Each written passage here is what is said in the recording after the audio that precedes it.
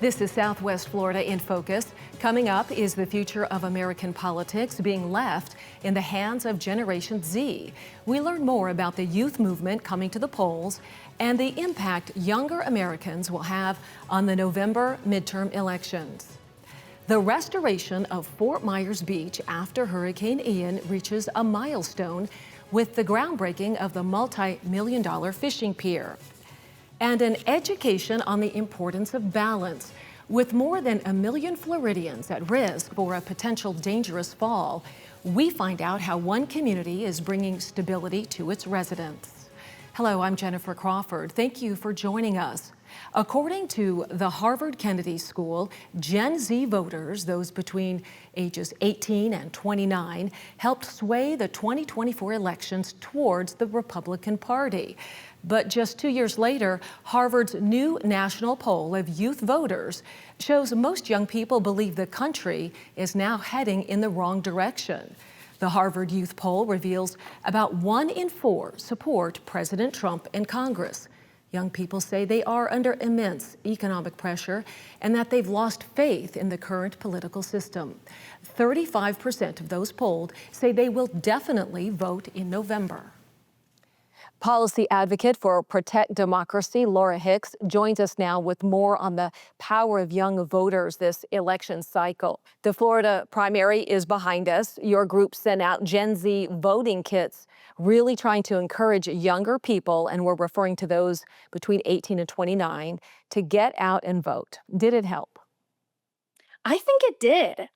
We're seeing some really encouraging statistics and trends across the country. The toolkit, our Gen Z Election Defense Toolkit, wasn't just focused on voters in Florida. It's focused on young voters across the country.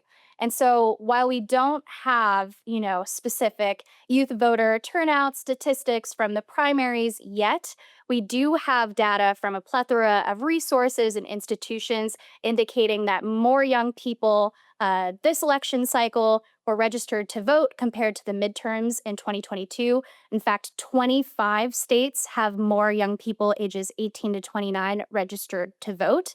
And in addition to that, there's been a lot of polling and research that's been going on that's been trying to tease out what young people's political attitudes are heading into election season. And one of the questions that's frequently asked are, how likely are you to vote? And so we're seeing higher percentages of young people saying that they're extremely likely to vote.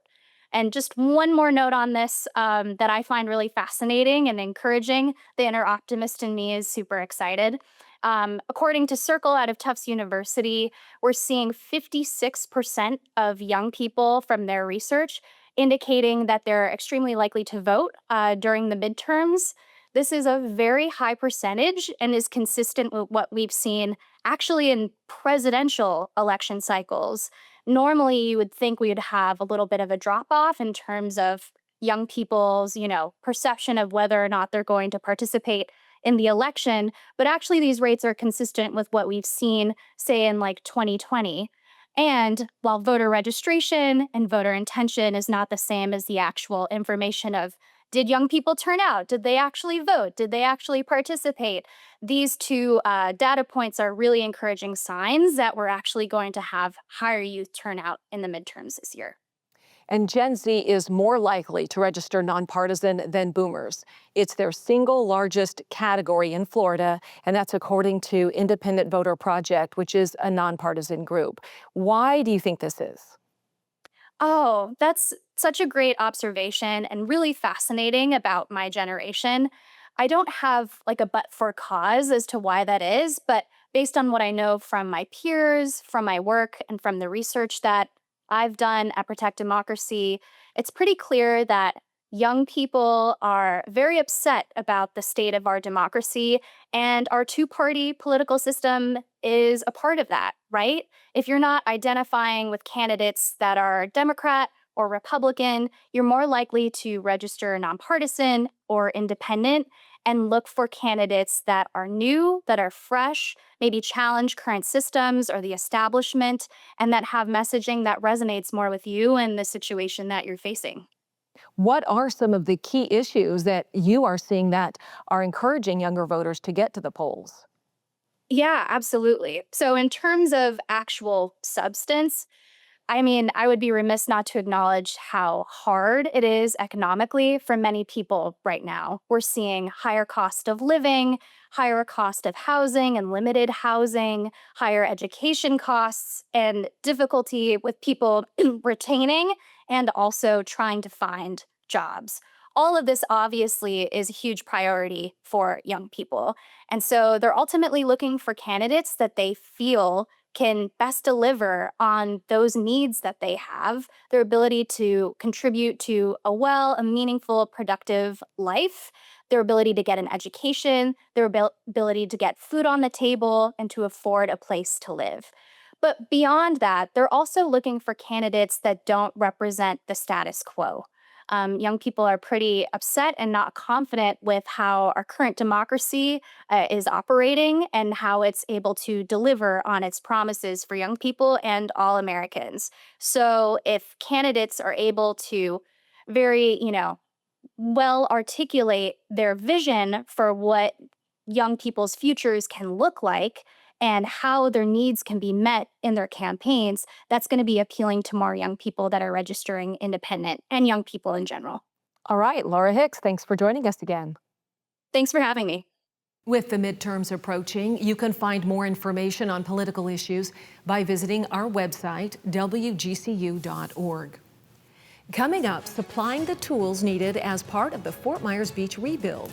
We head to the island community as a local hardware store continues a trend of hurricane restoration. As recovery from Hurricane Ian moves forward on Fort Myers Beach, the island community celebrated a milestone on Friday. WGCU's Teddy Byrne has more.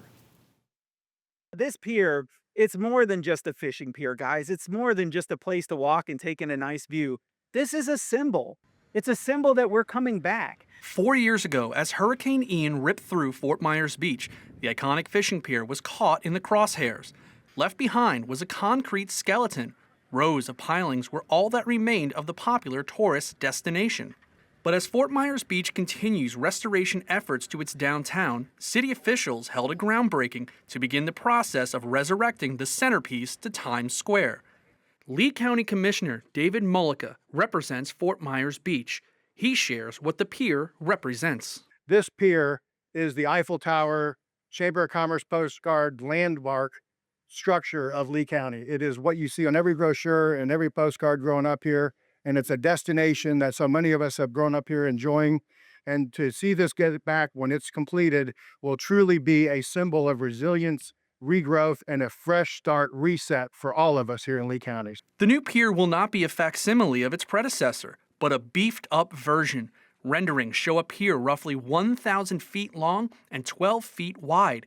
It'll be 70% longer and 50% wider than the one lost to Hurricane Ian.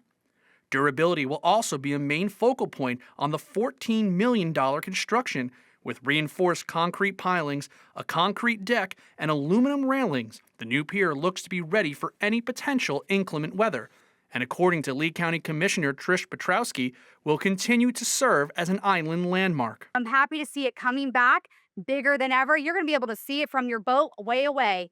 You're going to see it from some of these bigger, resorts that we have. You're always going to be able to see the Fort Myers Pier, and it's going to be a shining beacon of hope and resiliency for our community. The groundbreaking also served as the official reopening of Crescent Beach Family Park. It's part of a recovery effort that officials like Mullica hope will usher in a new era for tourists and locals.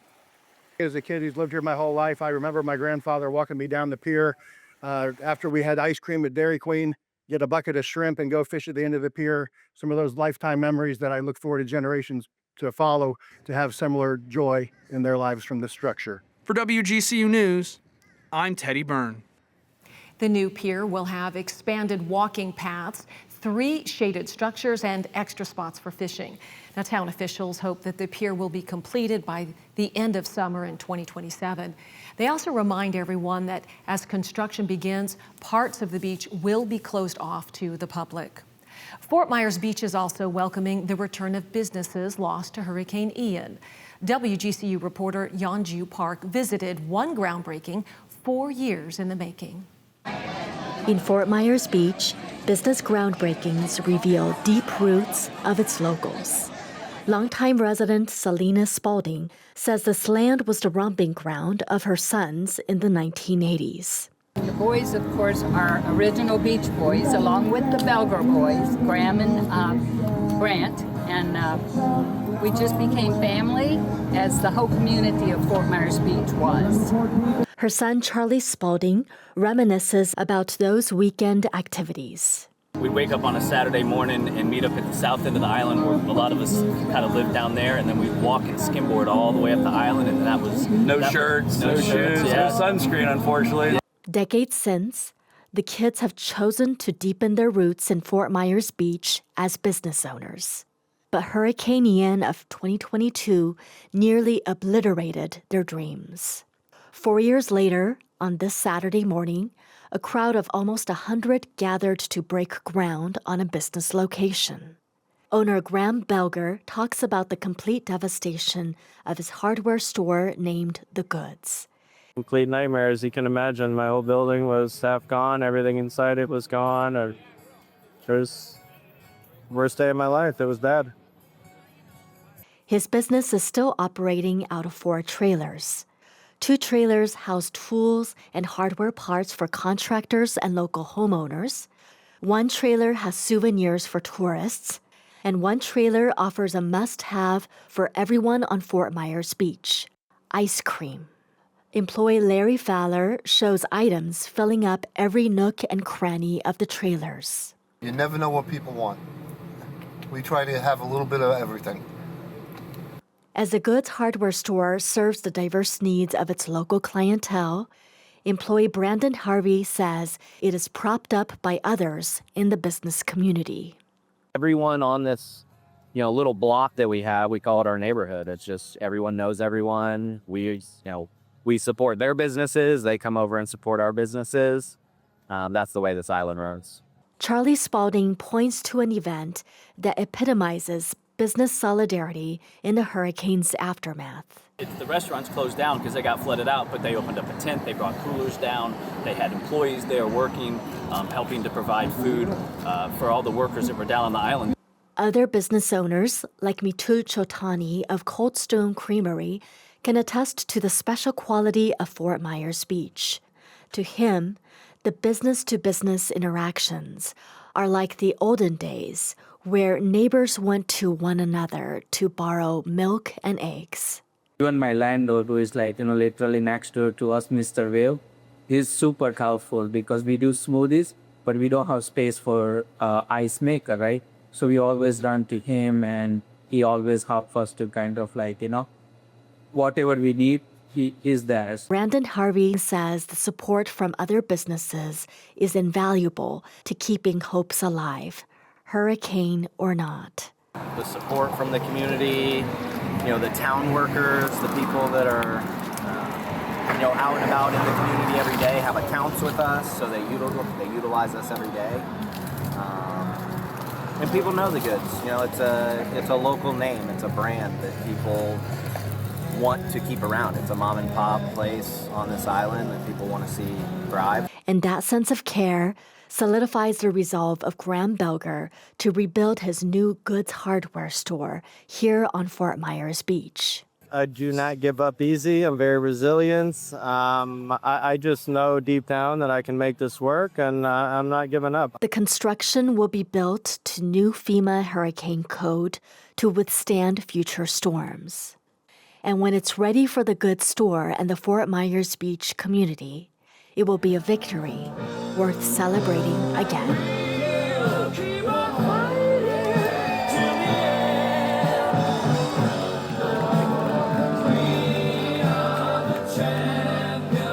For WGCU News, I'm Youn-Joo Park.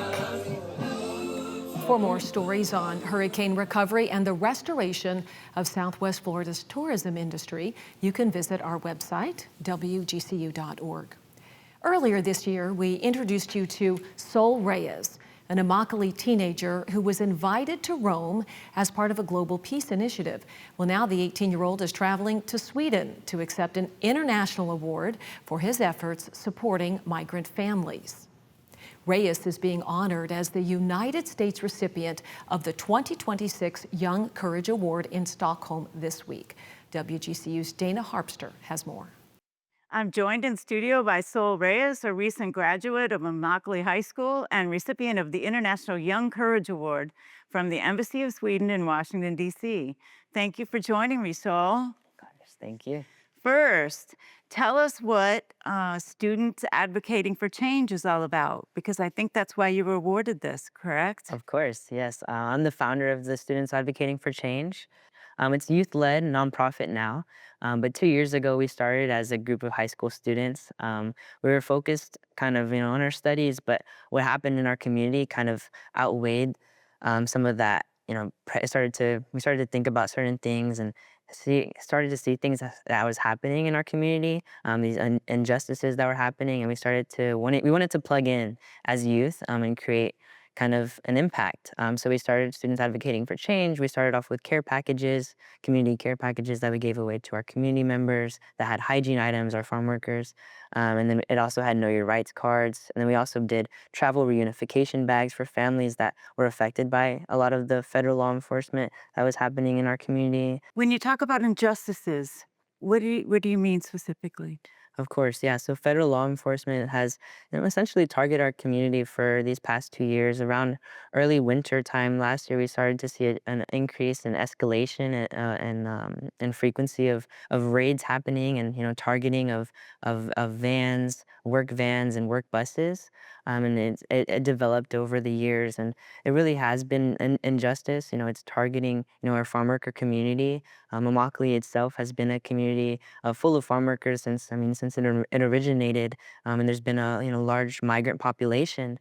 And once 287G agreement was signed, we saw a lot of kind of that talk, that that escalation of tactics used on our community members specifically. You were chosen from among nominations from 15 countries. How do you feel about going to Sweden to receive this honor, and what will you do there? Of course, so I'm super thrilled. It was a nomination process, and my friend Namil, actually from Sunrise Foundation, a group I'm a part of as well, he nominated me for the award. It all started on Instagram. He sent me a reel and was telling me about kind of what it was, and who the Embassy of Sweden was, and just everything about it. And it was super. I was overjoyed to be nominated by him, and then kind of went through the process with him, and it's been so amazing. And now it's a week away, or it's about to happen. I'm super excited. I bet. This isn't the first time you've traveled out of the country for an award either. Early this summer, you went to Rome, right, as part of Project Oxygen. What was that about? Of course, yeah. Project Oxygen was 40 students, including me, from around the country, from around different countries. I think it was around 15, same amount of around 15 countries that we all met in Rome in Vatican City. And we had really empowering talks about what peace meant to us and what peace can mean for the future generation and our generation as well, and what that it looks like. And also we were just sharing stories of the pain and the struggle that we've gone through as youth. A lot of people from Ukraine were speaking about the war with Russia, and I was giving insights on what was happening in Immokalee, and kind of that disappearance of our community members. And so we shared a lot of that that pain, that struggle, but then we also talked to what we could start doing to combat that. And as youth, we're constantly thinking about change, and that's kind of been the narrative in everything that I do. And what has inspired you to be such an activist for your community? Of course. Just being a youth, growing up in Immokalee, being in the high school system, and being around a lot of my friends, I just want to be a person who's creating change wherever they are, and creating community. Really what it is, it's just that shared kind of experience that we have. We're passionate about what we're doing, about the work, and yeah, so for me, it's just kind of been just being passionate about what's been going on, and not falling into complacency. Well, thank you. Sol Reyes, thank you for joining me. Thank you so much.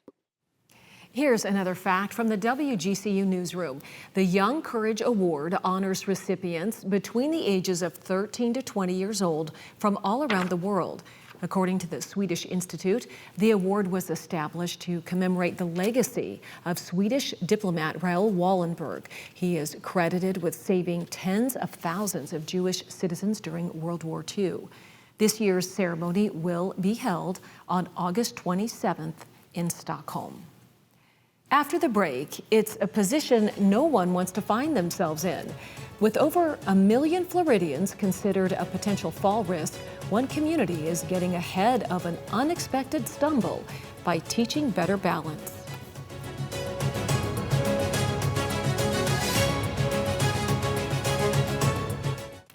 The Centers for Disease Control reports more than 1 million older Floridians experience a fall every year. That makes unintentional falls the leading cause of both fatal and non-fatal injuries.